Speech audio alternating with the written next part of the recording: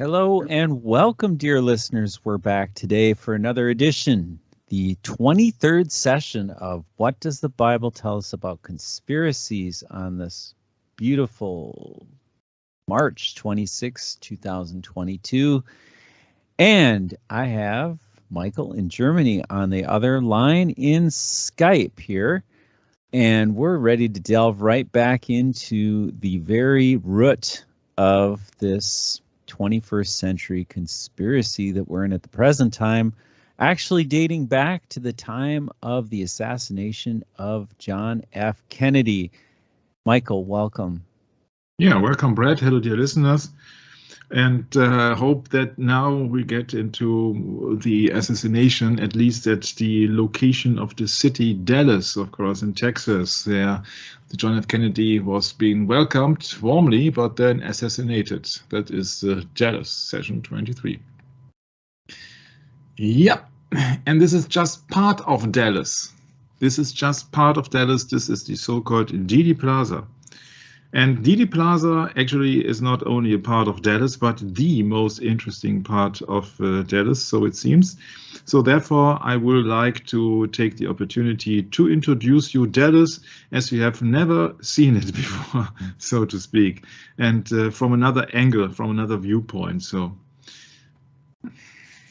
this is Dealey Plaza, of course, and you see here very interesting pictures and very interesting surroundings, very interesting streets. Yeah. And of course, we are facing now for John F. Kennedy. But not only John F. Kennedy, because Dallas is quite known for other things, items. This is, of course, the German part of Wikipedia. What they tell you is that Dallas has a very, very impressive skyline. Yep, this is the highest tower. And that's very interesting because there is also a pyramid building in there. It's very strange, huh? If you look at from that perspective here, very interesting. But there's much more to it. Usually, that has been remembered by a famous television series of the 1980s, or at least the end of the 1970s. Playing here on the Cloyes Box Ranch, the original South Fork Ranch location, where the initial 5 episodes of Dallas were filmed, but it has been destroyed by a fire in 1987. Interesting. And then they went on to the so-called South Fork Ranch. Yeah, a ranch. Yeah. And also many other people have got a ranch. They're not working, they're not living very poorly. This is, for example, the former Kennedy estate in Palm Beach in Florida. Remember last session when I showed you the Palm Beach Easter celebration where John F. Kennedy and his wife and 2 children are being pictured then in front of a chapel? Yeah, this is the Kennedy Palm Beach, or the Kennedy White House, it has been mentioned, or the Florida White House, actually. So that is one of the houses of the family Kennedy where John F. Kennedy has been raised. So you see that these people that you ought to elect as a representative of the people are not general people, are not the John Does and no family workers. These are very, rich people. Yeah, John F. Kennedy came from a very rich household, very rich family. His father was very, very, very rich. And the other people also got a farm. For example, Lyndon B. Johnson is the ranch of Lyndon B. Johnson, where he was born, lived, died, and was buried. Yeah. So that is Lyndon B. Johnson. He also had an estate, so to speak, with a big swimming pool. Yeah, so these people are no people who are poor and have been made a carrier from a dishwasher to a president. That's not happening because these people were selected beforehand if they can suit the office of presidents. And it has nothing to do with the representatives of the state, it seems. At least not since Lyndon B. Johnson in 1963. Huh? Yeah. This is the intro of the television series called Dallas. I have first to ask Brad, are you familiar with that series? Oh, for sure, yes. Yeah, I don't know how popular they were in your town or country. I mean, they were very popular. You know, is just as popular as any of the other soap operas or whatever on television, you know? Okay.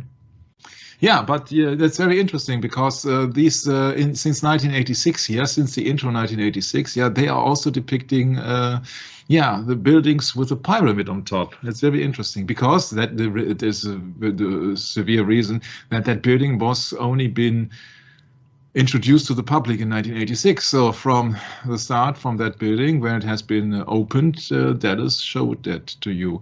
And you see that Dallas is about family. Well, Michael, as long as you're on that topic, there's a building in downtown St. Paul that has a pyramid without a capstone. And I don't know how long that one's been around, but it's been around a long time.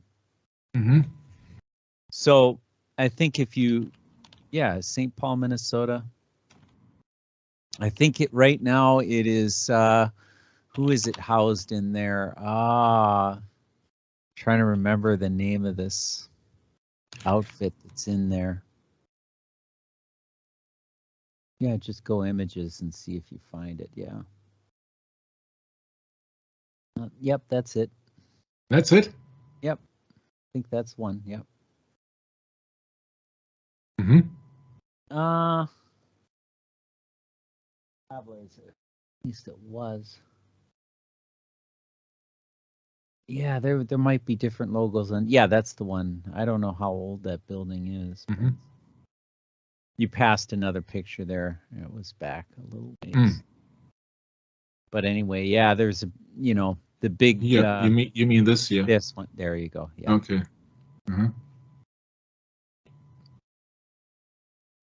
But yeah, these things. It seems like every city has a story to tell, doesn't it? Yeah. Okay. Backhoe Lab. That's it. Yep. Building. Yeah, that's capstone missing. Yeah, so you can assume that this also has a Freemason tie. Looks like it, doesn't it? Well, yeah, we could go into that later, but yeah. Okay, so but it is very interesting to know that the Dallas TV series, they are picturing a very wealthy family made of oil managers, and they're extremely rich, and they have their own problems within the family, and lovers and deceptions and lies and traitors and all the things. And the mother of that, you ask yourself, why is he mentioning the TV series Dallas? Why I am mentioning oil millionaires? If you have listened to our sessions on LBJ, where did they meet? On the eve of the assassination, on the night before. They met in the home of the oil millionaire Clint Murchison. And so here, this Dallas is extremely popular for oil companies and oil millionaires and oil industry. And so this is a depiction here in Dallas. And it's very interesting because the so-called mother here, Barbara Bel Geddes, as actress, played the mother of the family of Ewing. And she was Miss Ellie in the television series, which is very interesting because she was being replaced. In a real-world scandal worthy of a soap opera, when Donna Reed replaced Barbara Bel Geddes as Miss Ellie Ewing in the 8th season of Dallas, true Hollywood story documentary about Dallas, that she left because the show wouldn't meet her salary demands. So how much different are these actors from the persona they are portraying on the screen? Yeah, so it's all about the money, it seems. You see that she looks so innocent and she looks so warm-hearted and what else, but it's all for the money, if that quote is correct. Huh? If that quote is correct. Yeah, and then she was replaced by Donna Reed. But the by most interesting actor here is Larry Hagman. Beautiful genie. And this Larry Hagman played for decades, played the manager J.R. Ewing, John Ross Ewing. And it's very interesting because he was been mentioned as the #1 of the 60s nastiest villains of all time. So this guy is, in Christian terms, is the Antichrist persona. Huh. It's all about the money. You can't serve two masters, the Bible speaks, and either you serve God or the mammon, and he's serving the mammon big time. He was the #1 of the 60 nastiest villains of all time. And don't misjudge the man by his cover or by his persona. Of course, Larry Hagman is so much more than J.R. Ewing. Or is he? Dennis became a global phenomenon with the 1980 episode Who Shot J.R.? And now you know why I wanted to mention this episode at all cost here. A global phenomenon with the 1980 episode Who Shot J.R.? That is exactly 17 years after the assassination took place in Dallas for the American President John F. Kennedy. Dallas, once again, became a global phenomenon with the 1980 Who Shot J.R. cliffhanger mystery reveal. At the time, it was the highest rated aired television episode in American history. So people do not care to read the Bible, do not care to make any studies, do not care to read any really prominent and important books, but they care who shot J.R., a television persona who never existed. See? Entertainment. Broadway leader to destruction. Yes. The title, Whodunit, is the episode. You see that whodunit could also be the same phrase for JFK. And you think that is all by accident happening here? The title, Whodunit, in the episode of the fourth episode in the fourth season of Dallas and remains the second highest rated prime-time telecast ever. Who shot JF? No, so who shot JR? Is an advertising catchphrase that American network CBS created in 1980 to promote the television series Dallas. It referred to the mystery surrounding a murder attempt against villain J.R. Ewing in the show's third season final, A House Divided. Could that have some reference to the Bible, Brett? Oh, yeah. I think so. Huh? A house divided in its own cannot stand or so? What is it in American? Yeah, that's right. A house divided against itself. Yeah, it's Luke, and it's not lukewarm. It's Luke. Or here Mark 3:25, and you see the reference that I want to make here. Huh? It's a reference to Dennis. It's a reference to JFK, and now you got a reference to the Bible. And people think that is, oh, just they came up with a fancy title. No, I don't think so. I don't think so. I think they make it on purpose. Because, of course, murder is a violation of the original Sixth Commandment. But what do I know? A house divided. The mystery and its catchphrase became a global phenomenon, with internal odds makers setting odds for the culprit. The mystery was not resolved until the fourth episode of the fourth season, titled Whodunit, which aired 8 months later with an estimated 83 million viewers tuning in. That is USA. That is not the entire world. The catchphrase has a strong legacy in pop culture, and the format helped popularize the cliffhanger ending for television series. So, who shot JR? I'd like to spare you the details. It is absolutely impossible to imagine, looking it from a distance of 40 years. I can remember that I've seen it most likely, but I was very young at that time and I did not care because I didn't like JR that much, that character. So there were many, many possibilities. Who shot JR? That is the end of the session or the end of the episode when JR has been allegedly shot. Nobody has shot here because, of course, that is a television series. But it is just that people mistake television for reality, which also happens in 2022, by the way. So ultimately, in the Whodunit episode, which aired on November the 21st, 1980. November the 21st, 1980. Remember that John F. Kennedy has been shot on November the 22nd, 1963, and they have done the interrogation with Lyndon B. Johnson and with the FBI director, Edgar Hoover, and other people around that, and at the Texas oil millionaire's home, Clint Murchison, on November the 22nd, 1963. And yes, also that was a Friday. On the assassination of Kennedy was a Friday, and the Friday here is also. It's very interesting that that there's an occurrence here that the November 21st, 1980 episode, when it has been aired, it's the same November the 21st when these politicians were meeting up and teaming up with the plan of the assassination in Clint Murchison's home, more or less likely. Interesting, huh? How coincidentally is it? How much of coincidence? The person who pulled the trigger was revealed to be Christine Shepherd, Mary Crosby, and there were many, many, many other people who were then, being suspicious of killing Mr. J.R. Mr. Larry Hagman had begun Dallas as a secondary character, but by 1980 he was the star. The fallen angel, stars, fallen stars or fallen angels. Advised by friend Carol O'Connor that the shooting had made him very valuable, Hackman demanded a raise. It's all about money. Yeah. So how much different are these actors to their television persona? While negotiating with the actor, CBS prepared to replace him by having JR's receive facial reconstructive surgery.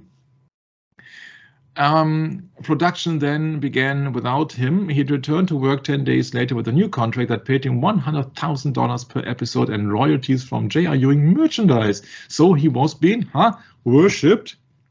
His TV persona was worshipped as a god, as an idol. Viewers had to wait an additional 2 months to find out the answer to the famous question. However, as a strike by the Writers Guild of America began in July, that delayed the production of most new network shows by 8 weeks. During the delay, CBS showed reruns of early Dallas episodes featuring J.R. Ewing, helping the show's many new fans better understand his character. Oh my, give me a break. Really, that is happening here in our dumbed down culture. T-shirts printed with such reference as "Who shot JR?" You have only to exchange it with "Who shot JFK?" It is in Dallas happening and has something to do with the oil industry. And "I shot JR" became common over the summer. The latter eventually being seen in the first episode of Irish sitcom Father Ted. Several media outlets held "Who shot JR?" contests. Tonight, find out who shot JR. Dallas, who shot JR? Young Bleed International. Take a shot at JR. So even a beer or lemonade or what else manufacturer is playing around with "Who shot JR?" The media hype over the series was unprecedented and a global phenomenon. Who owns the media? Who owns the media? Ever heard of Miranda Prozos and Intermirifica? The church owns the media.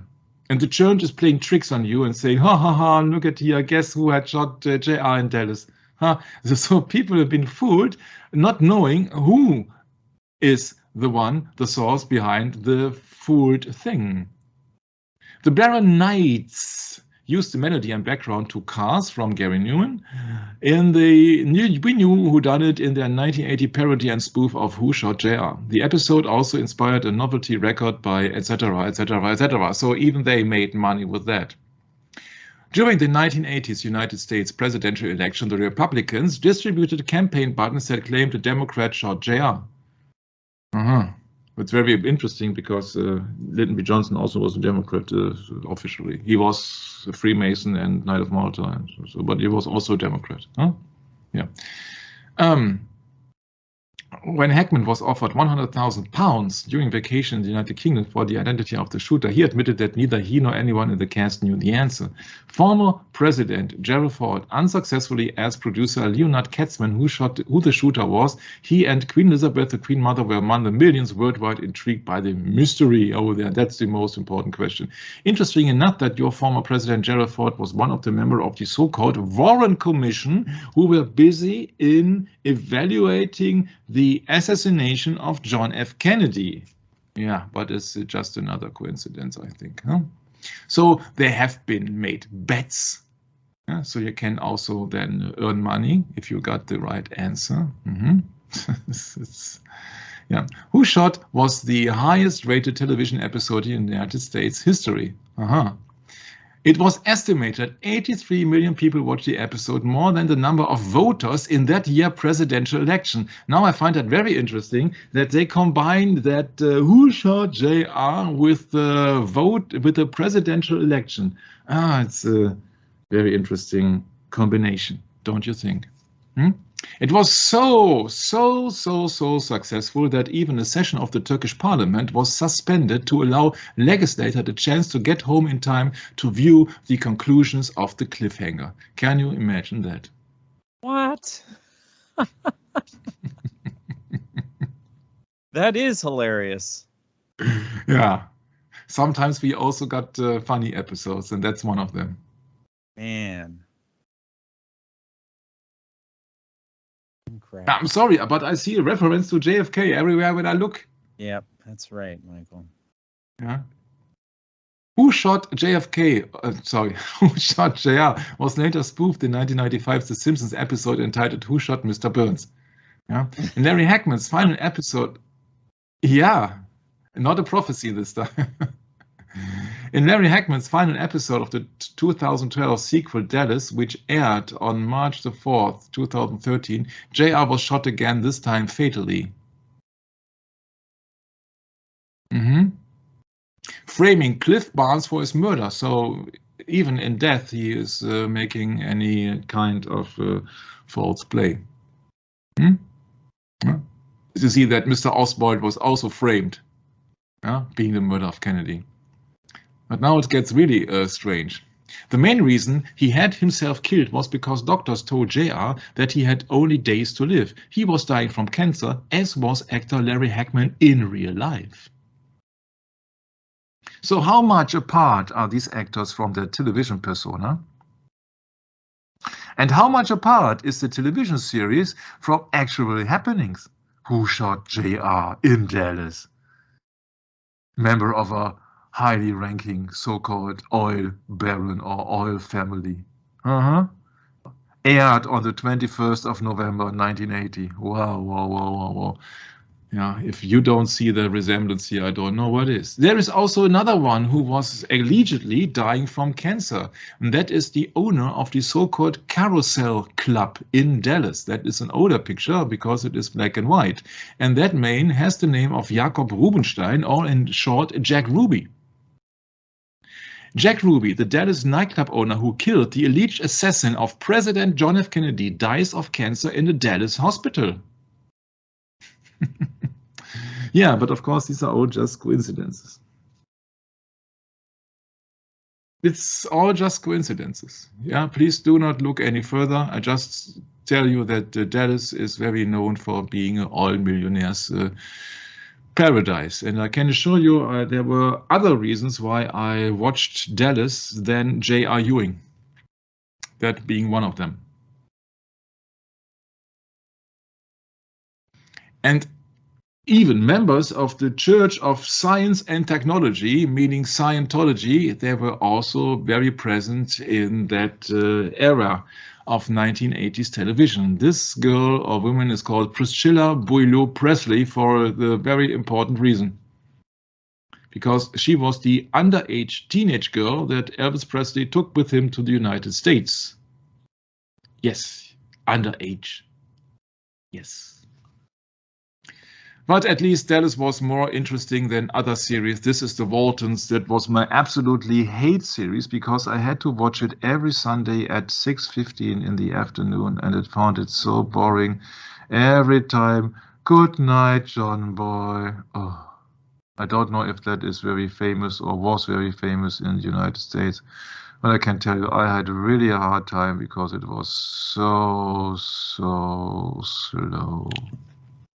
Yeah, so back to you know that television. you know that television series, The Waltons. Oh yeah, but yeah. I don't watch this crap.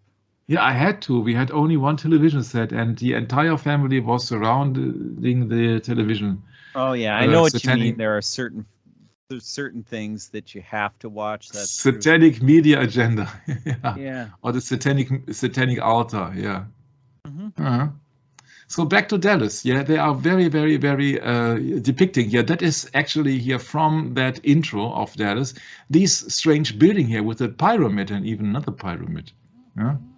So what's the deal? It has been started in 1984. You know that famous novel by George Orwell, which was and here the author and the secret agent, which has been made 1984 novel.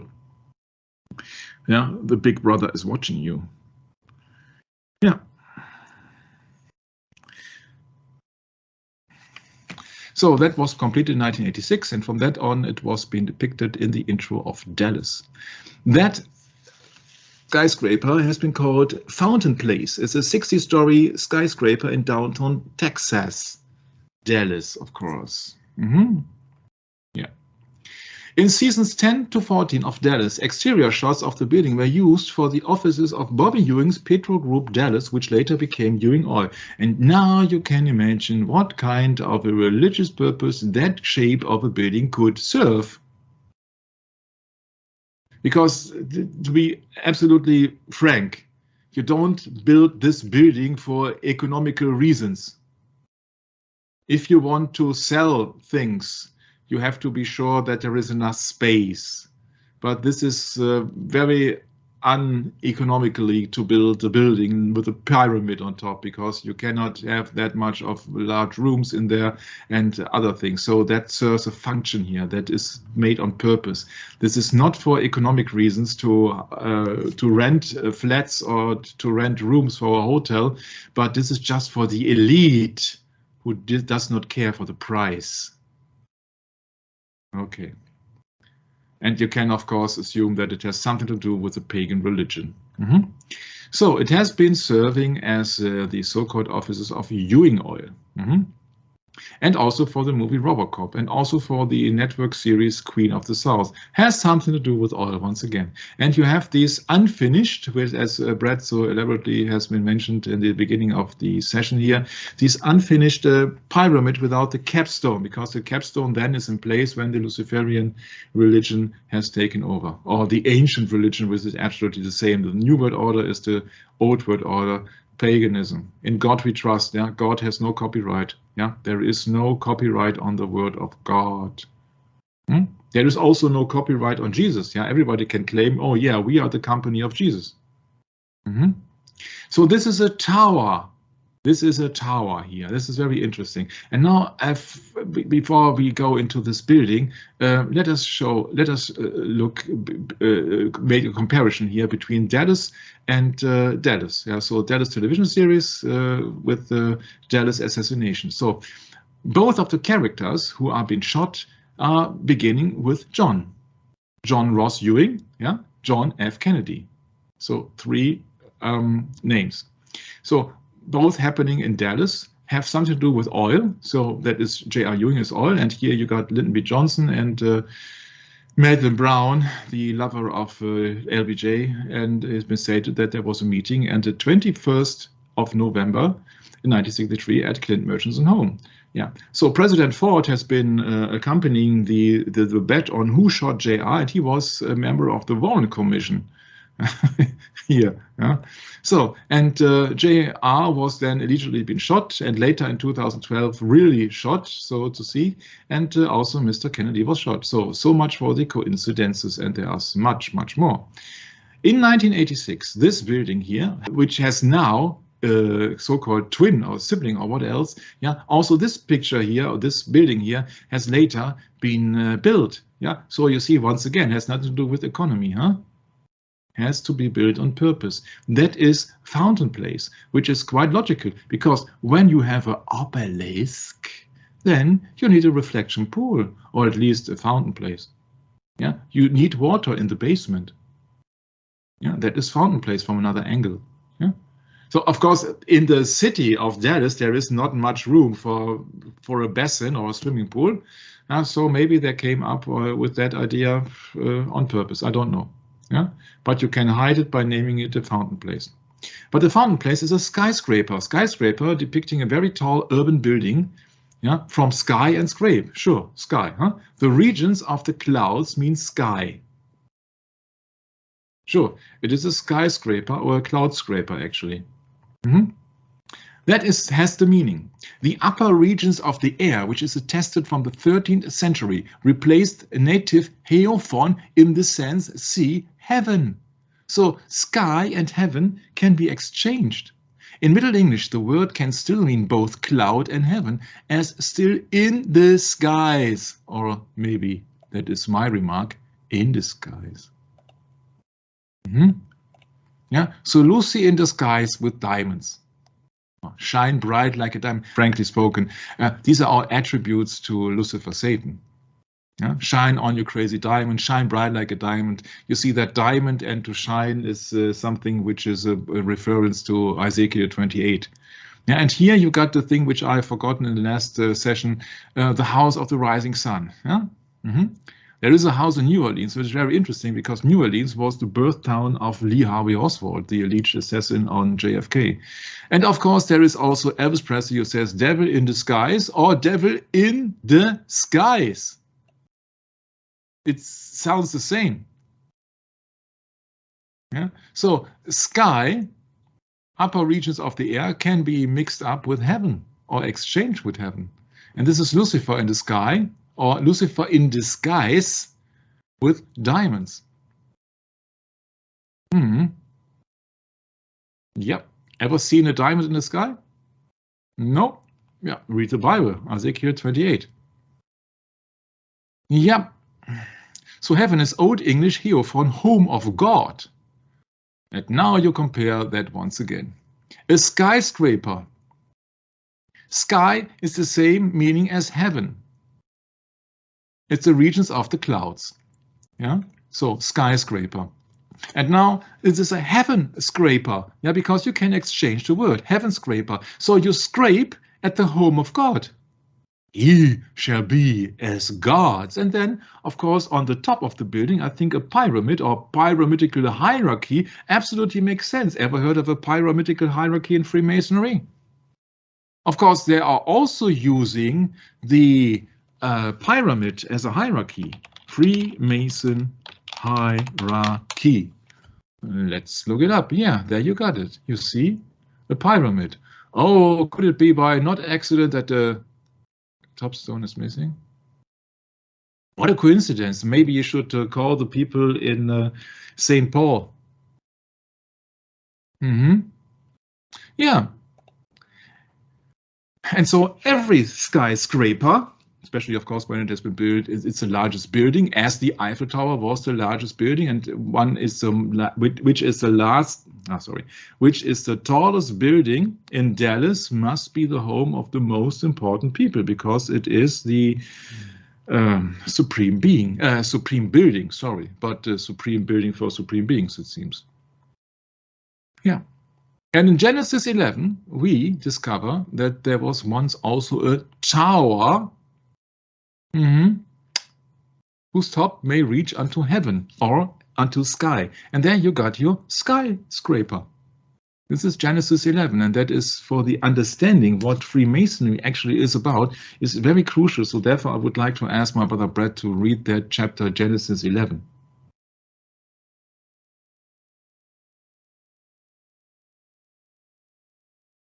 Of course, first he has to unmute his microphone. Yeah, geez.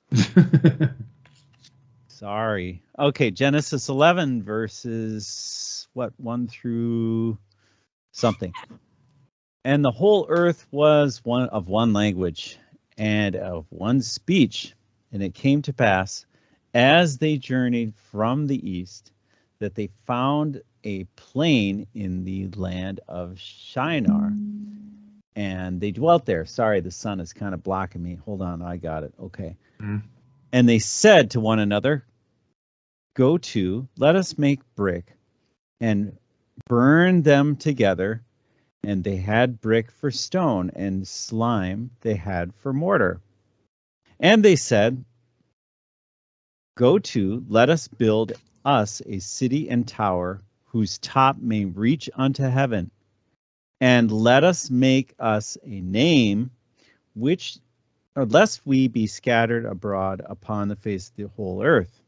And the Lord came down to see the city and the tower, which the children of men builded. And the Lord said, Behold, the people is one, and they have all one language, and this they begin to do. And now nothing will be retained from them which they have imagined to do. Let us go down and confound their language, so that they may not understand one another's speech. So the Lord scattered them abroad from thence upon the face of the earth, and they left off to build the city. Therefore is the name of it called Babel, because the Lord did there confound the language of all the earth, and from thence the Lord scattered them abroad upon the face of the earth. Yeah, you see, a city and a tower whose top may reach unto heaven, and that is the exact description of a skyscraper, I'd say. Yeah, and the name of the city where first the people came to the idea that they have to build a tower who's been reaching unto heaven was in Genesis 11, and then you get the idea where the 11 is the significance is deriving from for the Freemasons. Yeah, it is to build a city and a tower. Yeah, Freemasons are builders. Yeah, and that's the thing to know. Yeah, so you see that many people are fooling you into believing, yeah, it's the angel number and it means this and that, etc., etc. But no, it is a reference for Freemasonry. Yeah. The group Was Not Was did about the assassination of President John Kennedy song, a shot while Kennedy was shot in his car paraded through Dallas. The 11 miles per hour in song title refers to the car's speed at that time, according to the Warren Report on the assassination. So even there, the Freemason number of 11 had been used. And that's not all, of course. This is Was Not Was. It's the group is more famous for the song Walk the Dinosaur, but nevertheless, it's 11 miles per hour. Yeah, it's about Kennedy. At 11 miles per hour, such a deadly speed, 11 miles an hour. Yeah. To cool some heels in the oil palace. You see, that is Dallas, the oil palace. You see J.R. Ewing, etc., etc., etc. They say in that lyrics, Lee Harvey Oswald was made to order a radical nut, a drifter in the border. Earl Warren, which was the head of the Warren Commission, of course, there got the Warren Commission his name from, got a version out fast, of course. America was happy the patsy had been cast. Yep, that's spot on. So you have to realize that 11 is a very, very, very important number for Freemasonry, but it relies, of course, to the Bible. Yeah, so these are the people using 11 and buildings. These are the people, skyscrapers and all these strange pyramidal shapes. These are people who are anti-Christian, anti-God. They want to become gods. They want to scrape the sky, or they want to scrape into heaven. They want to become like gods. Yeah, and it's very prominent in Isaiah 14. Yeah, you see that here. I will ascend into heaven. I will ascend above the heights of the clouds. What else than with a skyscraper for a mortal human? I will be like the Most High. That is the same approach that the builders had in the Tower of Babel story in Genesis 11. Because if I wanted to become as God, or to be worshipped as God, actually, I want to be like the Most High, which is impossible to do because there's only just one High. Yeah.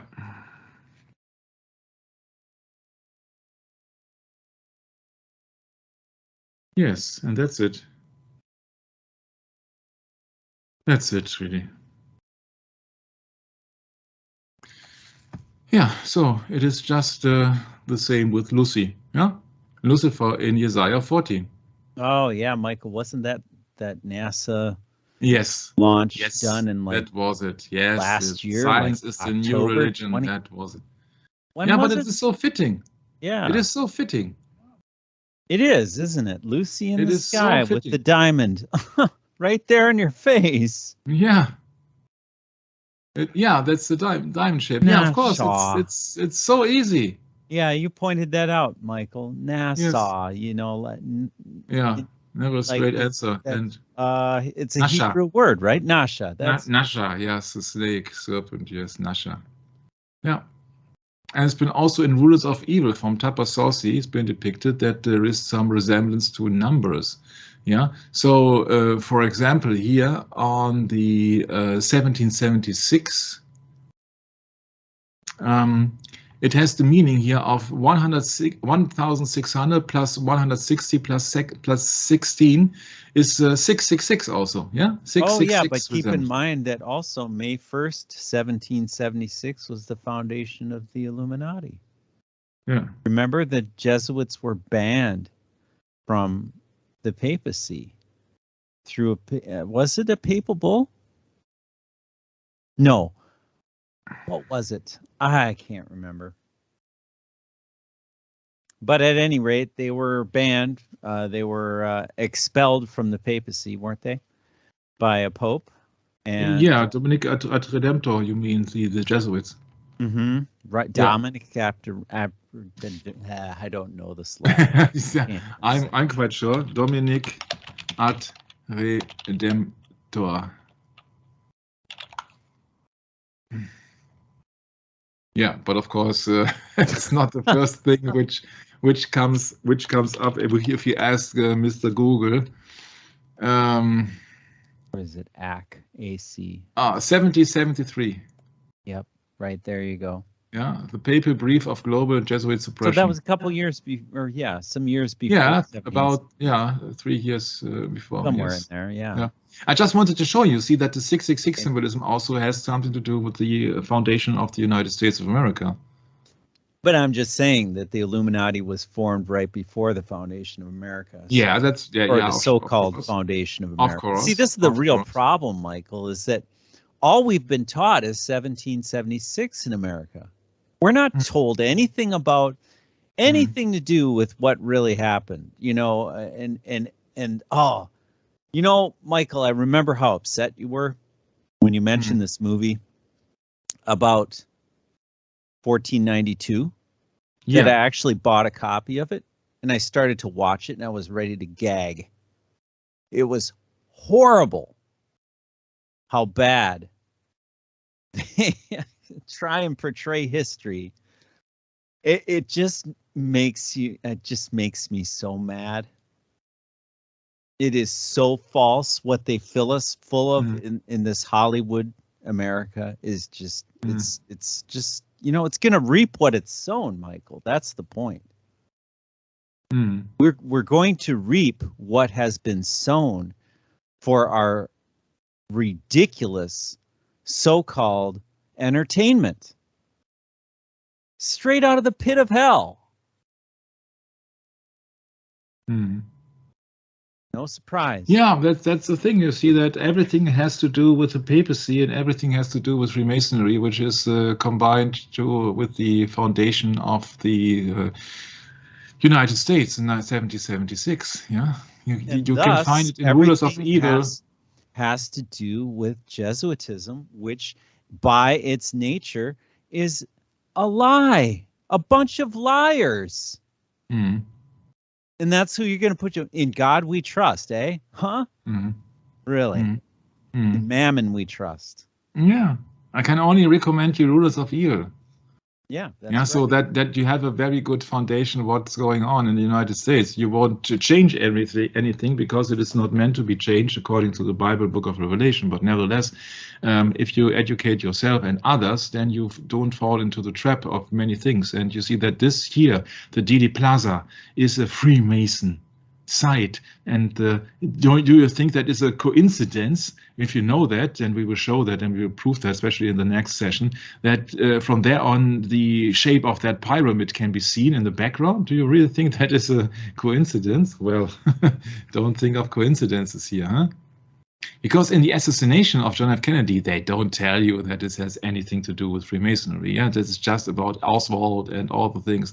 Yeah, but why is it here that it is on the Didi Plaza that you have an obelisk of Osiris and a reflecting pool and all the things? Yeah, because that is a temple. What's the name of the monument? What is it called? That is an obelisk here, but the entire plaza has been called Dealey Plaza for the George Benjamin Dealey, who was a Freemason. It's a Freemason temple, actually. That is the birth size of Dallas. So that is the part of Dallas which started everywhere. Wow. Yeah? How long has that been around, Michael? Oh, the Dealey Plaza is about I thought it was the 1940s somewhere. Wow. Dealey Plaza. So let's look it up. I cannot recall it from memory. Yeah, 1934 to 1940. So it has been finalized in 1940. Yes. So the obelisk was there when the assassination took place. Most likely. Or it has been called. Yeah, it was there. Reflecting pool and everything. Yeah, right. It was at least there when the assassination took place. Man. Yeah. Incredible. Yeah, you see, this is a view from above. Yeah, and you see that here, the small dot here. Right. Yeah.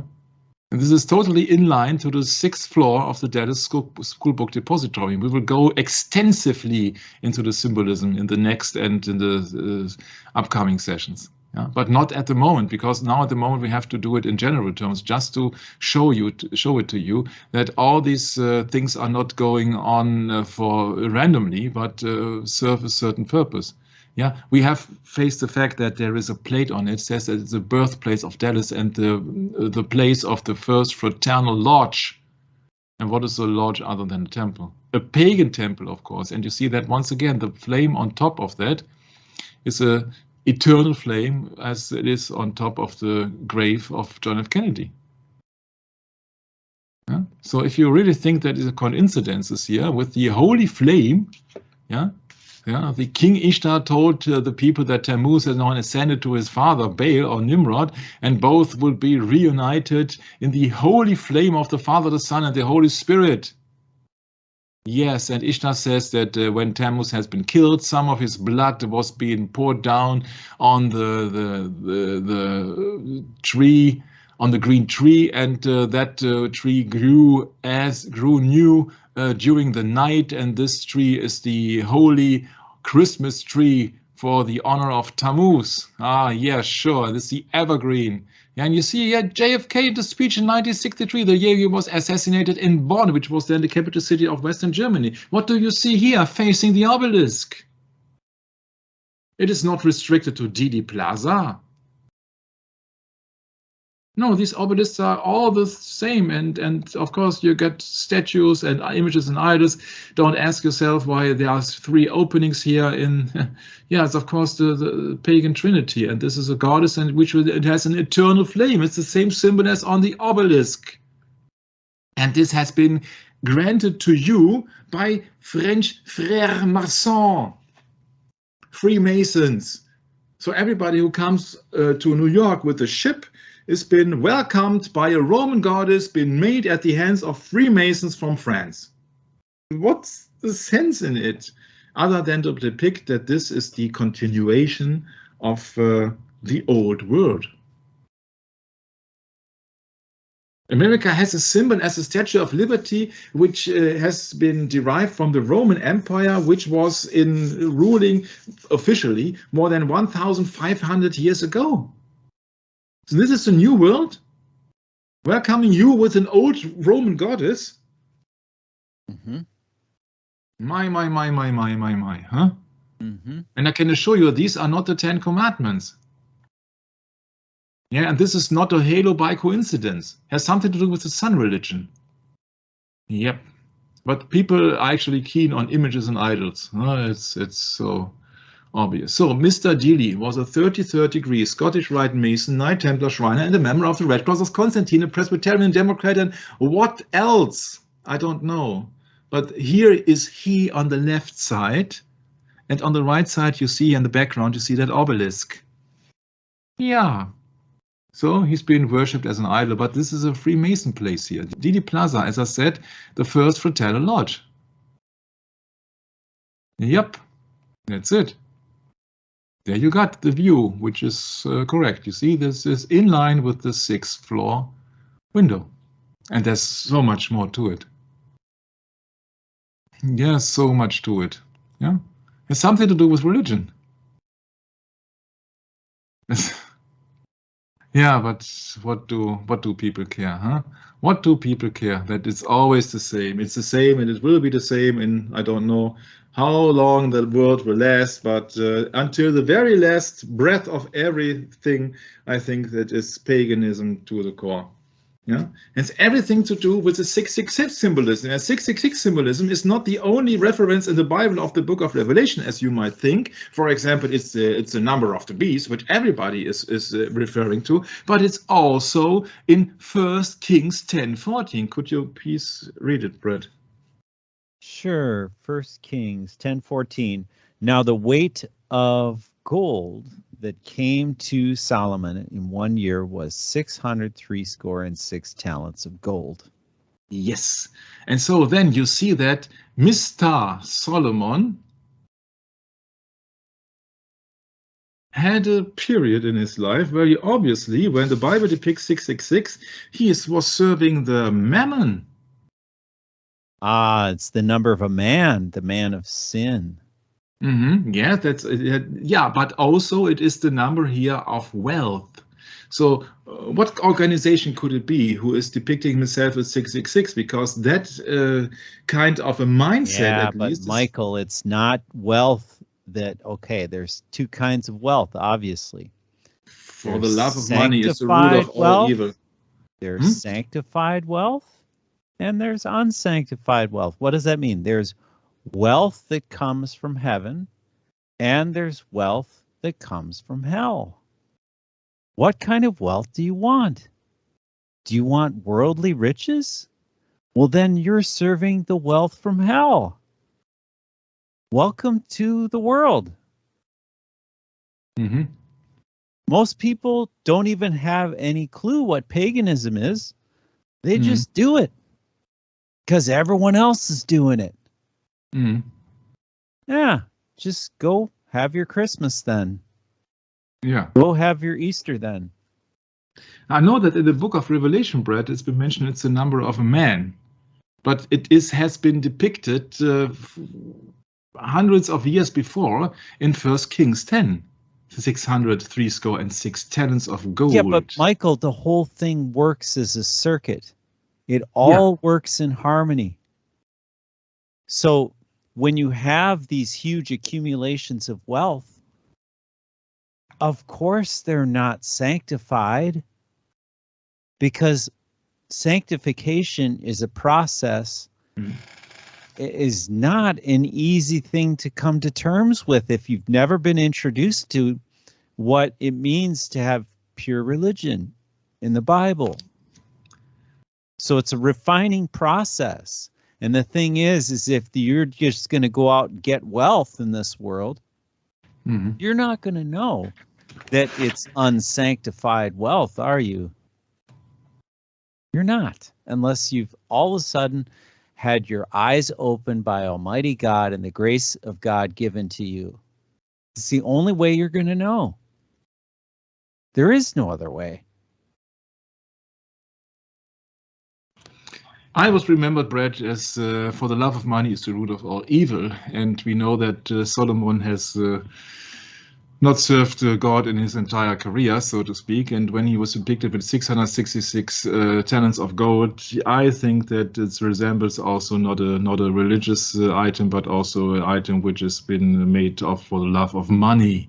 And it's very interesting that this watching monument is 6,660 inches tall, allegedly. I could not measure it, of course, and 666 inches wide. So you got these you got these reference points everywhere. And of course, in Revelation, it's been said that it is the number of the man and the number of the beast. Yeah, and the beast being a system. You know, that just struck something with me, Michael, what you just said about the Washington Monument being 6,660 inches tall and 666 inches wide. Allegedly, I cannot prove it. Allegedly. Do you know in the book of Daniel, when we're speaking of the metal man image, Nebuchadnezzar, was it, right, who erected a monument, and an image of gold. Do you remember this man, image of gold? It had this, I'd say, very close to the identical proportion. I've always thought of it as an obelisk. You were supposed to bow down and worship the image the moment the music played, remember? Mm. Very similar to what I've recognized in the Bible. Mm. Not much different. Yeah, they always have to refer to the Bible. You see that otherwise they would not be successful. Yeah, Satan himself, he gives away money and fame and all the things. Yeah, that is really an item which has been granted to people who serve Satan. And if they serve 666, think about they it. serve Satan. Michael, you know as well as I do, having been part of the music, in this life, this is not sanctified music that we've bothered to invest so much time into for most of our lives. And then we come to the knowledge of the full truth of the Bible. And yeah, it's rather shocking to learn that these people that are most popular in the industry, the music industry, are engaged in almost the same type of mindset. You're supposed to bow down and worship when that music starts playing, the worldly music, under the Babylonian influence of today, the Mystery Babylon influence. And it's very interesting when you study in the Bible how all of these things seem to add up to, this Washington Monument very well could be a modern example for us of what was occurring in Babylon, or I'm sorry, in the book of Daniel. Mm.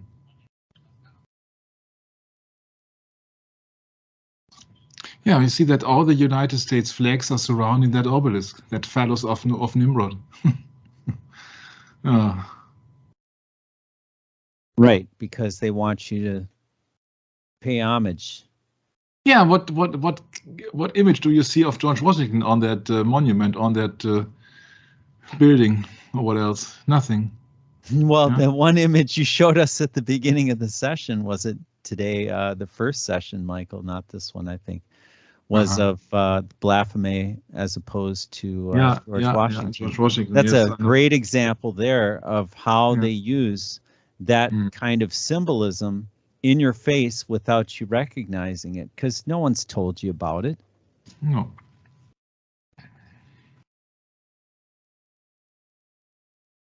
Yeah, and you see that's got the Freemason has their hand and their signature everywhere. Yes, on the left side you see Dealey Plaza, and on the right side, what do you see?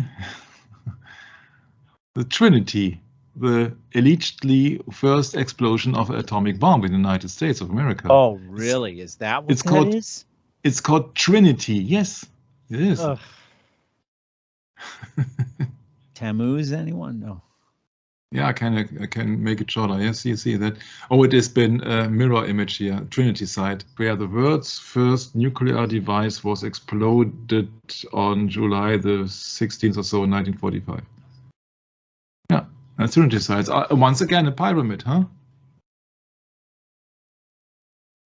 And you can argue if there is a capstone or not, but you see that's once again is a pyramid. What does a pyramid has to do with the exploding of the atomic bomb, and also what does a pyramid has to do with it, and what has the name Trinity has to do with it? I think that you can come up with that on your own. Yeah. And it's the same reference as Fletcher Prouty, or here in the movie of JFK from Oliver Stone made with the 666 gesture. Yeah, the very next image was the obelisk 666. Yeah, 666 hand sign, 666 obelisk. Yeah, Oliver Stone is not a stupid guy. He's not telling everybody quite plainly, but he's telling it for the initiated people. So this is, this is a picture that you meant, I think. That's the one. Yeah. What has he got, a cross there? No, it looks like a sword. Oh, it's a sword. Yeah, sorry. Yeah. It's so easy to. Yeah. Yeah. Symbolism there, just incredible. So I think we are quite at the end. Oh, see, because all the things in America have a Freemason meaning. You see that this is the creator of that Statue of Liberty, Mr. Bartholdi, and you see that his hand gesture, the hidden hand, was around taken 1880, and there are many other peoples also with the same hand gesture, sign of the master of the second veil, the hidden hand. Mr. Fauci, for example. Yeah. If that is no coincidence, and Obama and Stalin and Boglio. Boglio and even he has made with a slight satanic touch. Yeah. Ahmadinejad, I think it is former president of Iran, then Karl Marx, and all the people, Napoleon Bonaparte, for example, etc. And also one very famous Freemason coming up now. This is called Oliver Hardy, dressed as a Shriner that he really was. So he was a member of a lodge, so he was a Freemason for certain. He was a Freemason. Yeah, he was initiated in the Solomon. Yeah, you see, Temple of Solomon, once again, builders, lodge number 20 in Jacksonville, Florida. Yep. And this is here from the King James Version, 1611, from the Blaney version, the easier to read version here. It is about the Exodus chapter 6, and this is the reference for the so-called hidden hand, or the master of the second veil, from the Freemasons. Yeah, that is the reference here. Put thy hand in thy bosom again. Yeah? I don't know if you have to read the entire capital. I don't know, but it is. Okay, and the Lord said unto Moses, put forth thine hand and take it by the tail. And he put forth his hand and caught it, and it became a rod in his hand, that they may believe that the Lord God of their fathers, the God of Abraham, the God of Isaac, the God of Jacob, hath prepared unto thee. And the Lord said furthermore unto him, put now thine hand into thy bosom. And he put his hand into his bosom, and when he took it out, behold, his hand was leprous as snow. And he said, put thine hand into thy bosom again. And he put his hand into his bosom again, and plucked it out of his bosom. And behold, it was turned again as his other flesh. Yeah, and so that is the that is the reference, the biblical reference for the Freemasons. You see that they have to do it according to the Bible. Yeah. So that means also when they do that symbol, that means they feel themselves as a prophet, as a Moses or so. Yeah. And it shall come to pass, they will not deliver thee, neither hearken to. Oh, please read that. Yeah, and it shall come to pass that if they will not believe thee, neither hearken to the voice of the first sign, that they will believe the voice of the latter sign. Yeah. Yeah. And so it says here, verse 9, it says, and it shall come to pass if they will not believe these two signs, neither hearken unto thy voice, that thou shalt make of the water of the river, and you scroll down a little bit, and pour it upon the dry land, and the water which thou takest out of the river shall become blood upon the dry land. Yeah. Sure, there's a lot to learn from this. Yeah, but the thing is that you see that they are actually mocking the Bible, or they are referring to the Bible. That's the thing with this hidden hand symbol. Yeah? Sure. Oh, yeah, it's all mockery. That's true. Yeah, you see, even the Beatles. Right. Right. So everywhere where there's real money concerned and really influencing the people, that is Freemasonry, especially in the United States of America. Oh, And do you see remember that the elections? You may not know this, Michael, but the elections in 2000, what was it? Was it 2016, where Senator Ted Cruz was going up against Donald Trump? There was a picture of him standing. Cruz was standing right next to Trump, and he had the hidden hand going, and everyone saw it. Mhm. Yep. Yeah. Yeah. Yeah, and you see that even Oliver Hardy also was a member of Freemasons, so that all these very, very, very successful people, they are Freemason people. John Wilkes Booth, you know him? That's Yep. the guy who was assassinating Abraham Lincoln. Yeah, and they knew about it in St. Joseph, Minnesota. Yeah, and they they claim no, he wasn't a Freemason. And look at this picture. Come on. Oh, he's just got a cold hand, Michael. Yeah.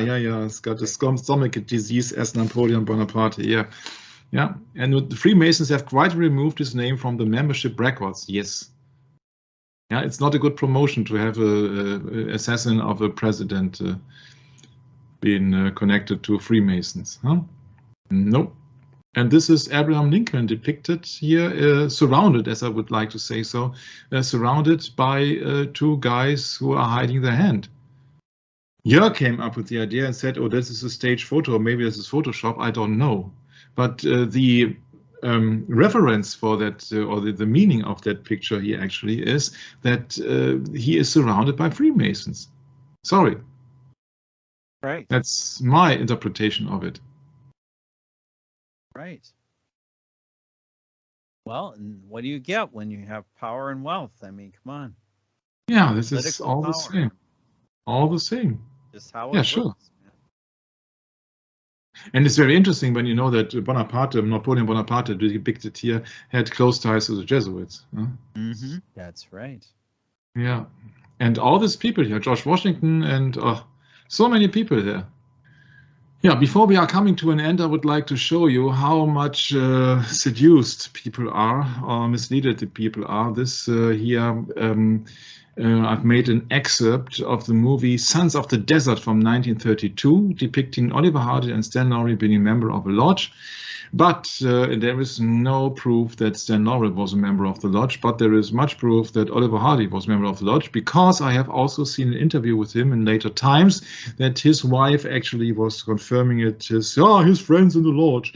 And so that I know that I don't know. I think I have made the reference in the Christopher Lee series, but I would like to show that again, because this lodge, this fantasy lodge of the Sons of the Desert, which never existed. Nowadays, Sons of the Desert means a fan club of Oliver Hardy and Stan Laurel. But there is no Freemason club known or lodge known to me with that very name. But nevertheless, that even young people, children, are being confronted with Freemason and Shriners as a fun man's club, yeah, playing games and what else.